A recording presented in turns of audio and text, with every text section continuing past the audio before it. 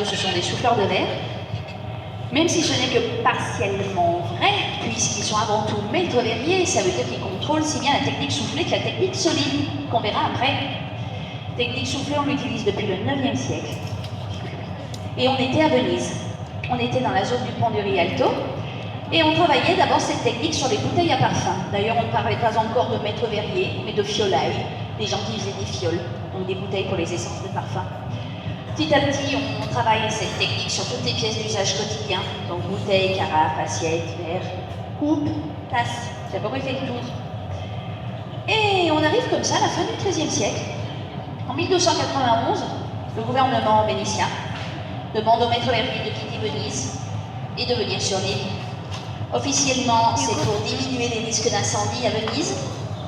Réellement, c'est pour conserver les secrets de production. Alors Massimo vient d'utiliser un moule pour faire les décorations en relief. Il est en train de nous faire une petite assiette, une petite coupe, avec la forme du mouchoir. C'est ce moment où intervient un moule à Murano. On ne moule jamais les formes, on ne moule que les reliefs, les décorations en surface. Donc tout est fait à la main chez nous. Même les services de verre, on fait 12 verres, ils sont tous faits à la main.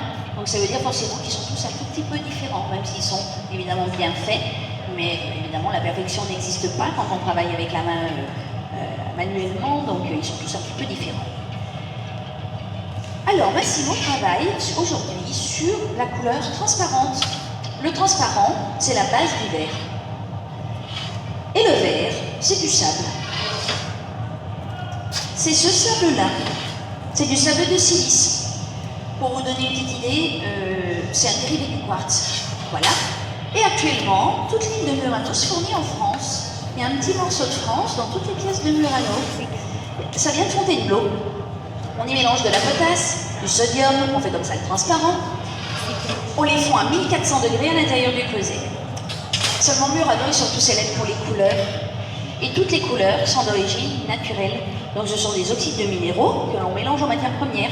Le bleu, c'est du cobalt, le vert d'oxyde de cuivre, le rouge du sélénium, le blanc de la cryolite. On a 15 000 couleurs à Murano. Et on travaille également aux métaux précieux, l'or 24 carats, et l'argent 925. Alors, pendant que je vous raconte tout ça, Massimo considère d'avoir soufflé suffisamment le fond de sa coupe. Il est temps de lui changer de sens de travail pour commencer à travailler l'embouchure. Il n'y a pas d'école à Murano. Donc tout ce qu'ils savent, ils le savent en travaillant, en s'entraînant. Il n'y a que des garçons, il n'y a pas de filles, maîtres verriers, il n'y a pas de femmes. Et ils apprennent pendant une quinzaine d'années, en commençant aux alentours de 14-15 ans. Ensuite, ils se spécialisent, ça nous donne 5 ans supplémentaires au maximum, on atteint comme ça 20 ans d'apprentissage, et pourtant, c'est pas parce qu'ils ont fini leur apprentissage qu'ils vivront correctement de leur travail. Il n'y a que les meilleurs, artistiquement parlant, qui viennent maître verrier. C'est vraiment l'aspect artistique qui fait un maître verrier. Les autres ne sont entre guillemets que techniciens, et il ne reste que assistants au maître verrier. Alors, vous remarquerez qu'il a réchauffé déjà plusieurs fois sa pièce. C'est pour maintenir la température de la pièce en cours au-dessus de 700 degrés. On ne peut plus travailler le verre en dessous de 700 degrés. Il est trop solide pour être travaillé. Même s'il est encore évidemment incandescent, on ne pourrait pas le toucher, mais il est trop dur. Donc il faut absolument qu'on maintienne la température au-dessus de 700 degrés. Donc maintenant, Massimo va nous ouvrir le bord de sa coupe, il va lui donner une forme plus régulière. Et pour lui donner sa forme finale, il va utiliser l'une de ses techniques de prédilection. Alors, derrière des gestes que vous allez considérer relativement simples, qu'on ferait tous avec un parapluie, vous rappelez-vous et gardez à l'esprit en regardant faire. Là derrière, c'est 20 ans d'apprentissage. Lui, il a pratiquement 40 ans d'expérience. La canne, elle pèse 7 kg, même si en le voyant faire, on dirait qu'elle est légère. Le verre va sortir du four à 1000 degrés. Et il n'aura que 10 secondes pour donner la forme finale à sa pièce. Il ne peut pas se tromper. S'il se trompait, il ne pourrait pas corriger. La quantité de verre est trop fine pour être reportée à 1200 degrés. Maintenant, je vous le laisse regarder. Putain. C'est calme.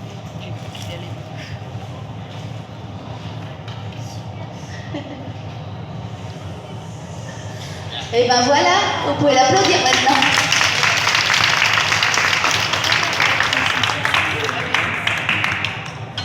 Maintenant, vous comprenez pourquoi on les appelle des maîtres vérifier. Maintenant, on peut arrêter de filmer, non? Alors, un petit morceau de papier pour vous faire voir que notre coupe, même si elle semble faite comme ça, c'est qu'une illusion. Elle a encore 500 degrés, elle est trop chaude, elle va se casser. C'est l'effet du choc thermique. Donc pour conserver nos pièces, on les tempère, on les porte dans les fours gris là-bas le long du mur, qu'on allume à 600 degrés, on les maintient à 600 degrés pendant toute la journée de production.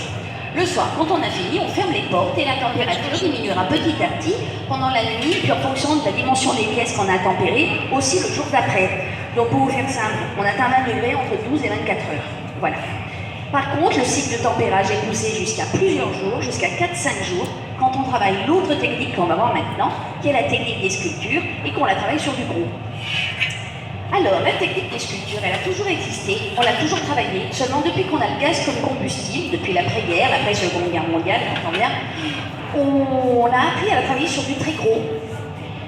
Là, vous la voyez appliquée sur une petite quantité de verre, et c'est sa première version, donc avant le gaz. Quand on la travaille sur du petit comme ça, notre maître n'a pas le choix. Il faut qu'il travaille sa pièce en une seule fois. Il ne peut pas réchauffer. C'est trop petit pour retourner à 1200 degrés. Alors maintenant, vous allez essayer de deviner ce qu'il fait. Qu'est-ce qu'il fait? Oh bah ça va. Mais je vous l'ai dit ou quoi? Non, d'accord. Alors, notre cheval en question, c'est l'animal le plus difficile à faire en verre. Il met entre 8 et 10 ans, s'entraîne un petit peu tous les matins avant de savoir faire un joli cheval. Là encore, Massimo et Maître Verrier, donc tout semble facile, mais c'est énormément d'entraînement. Et tirer du verre, à le voir faire, on dirait que c'est de la pâte à modeler, mais en fait c'est très très dur.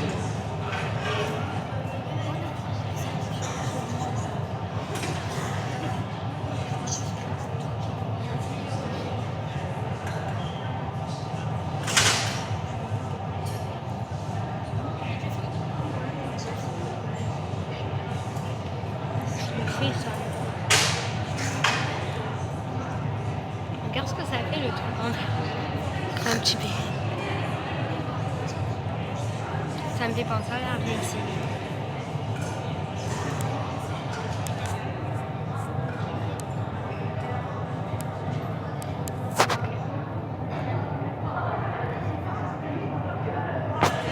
Et ben voilà, notre cheval terminé.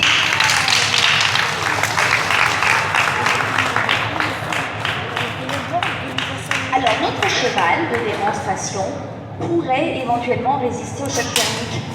Notre coupe vient de se casser. Elle vient justement de subir le choc thermique. Notre cheval pourrait résister, ça marche pas tout le temps, ça dépend beaucoup des courants d'air qu'on fait, des mouvements qu'on fait autour de la table. Quand on veut être sûr de les garder, on ne prend pas le risque, on les tempère tous pendant quelques heures. Là, ce sont des chevaux de démonstration, s'ils résistent très bien, s'ils ne résistent pas, tant pis. Voilà, on vient de nous résumer 11